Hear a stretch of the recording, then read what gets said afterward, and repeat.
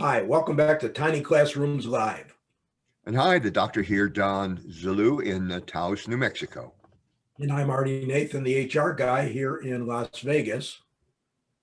Joining today, Maike Benner from Frankfurt. I'm the go-to person for entrepreneurs and sidepreneurs.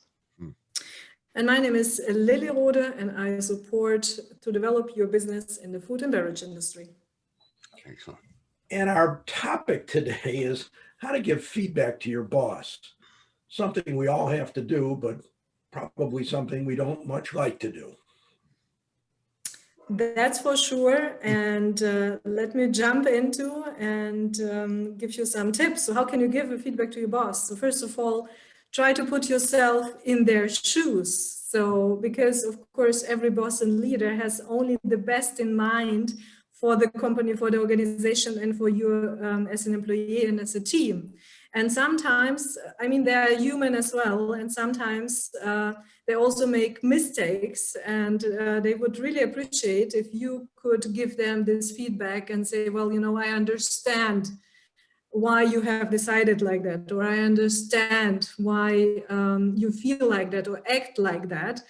Because also when I just mirror to myself, when I was a team leader and has over 50 people, I would really have appreciated it if someone would come and say, well, Lily, you know, I understand your position, but have you thought about this, or wouldn't it be better to act like that? And so believe me, every boss would really appreciate it. Of course, approach him or her not in a bad manner and bad way, but if you say, well, you know, go and have a cup of coffee and bring this topic on the table, he or she would really appreciate it. I totally agree with you, Lily. You're absolutely right. And so team leader or middle management, they're actually the sandwich between the management who's caught, you know, up in the environment and the people beneath them in an organization.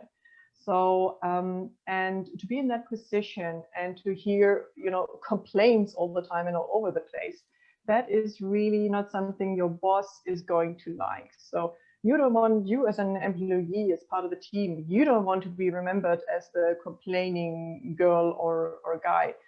Even if there's so many things that go wrong, and I can still remember the days in big companies, there's always something going on, there's always room to complain. But really, you know, thinking, and as you said, Lily, relating also to the position or considering the position that your team leader is in, maybe it's really worth considering complaining a bit less, or maybe complaining to other people, or just, you know, writing your complaints down. And if there's like 50 points on the list, maybe it's time to look for a new job or found your own company. Those are all very, very good things so far. Thank you both. And I think maybe the third important element of this is to have a plan. You know, as a leader myself, and I'm sure all of us on this call who've led other people, really don't need to hear about the problem from people. We need to hear about the solution.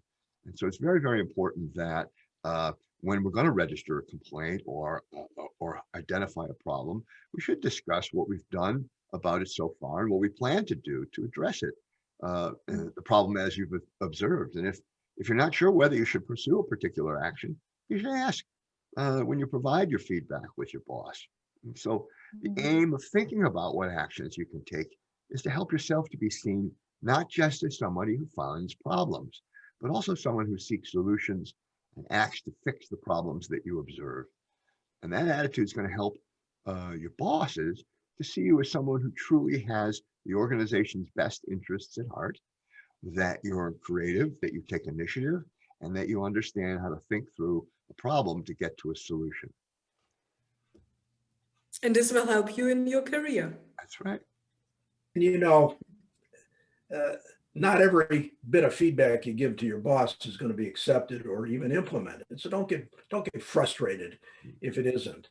Just keep trying. And remember that the best bosses are those who surround themselves with great people. And the trick is to always be encouraging them to give you feedback. Have an open door. Compliment them when they do. Help them when they're talking to you to understand the issues better. And make sure that your whole team is helping to really manage your company the best way possible. That's how things get done in the real world. Well, thank you for joining us today. That's our topic, and we'll see you back here for the next time. Thank you, and see you soon.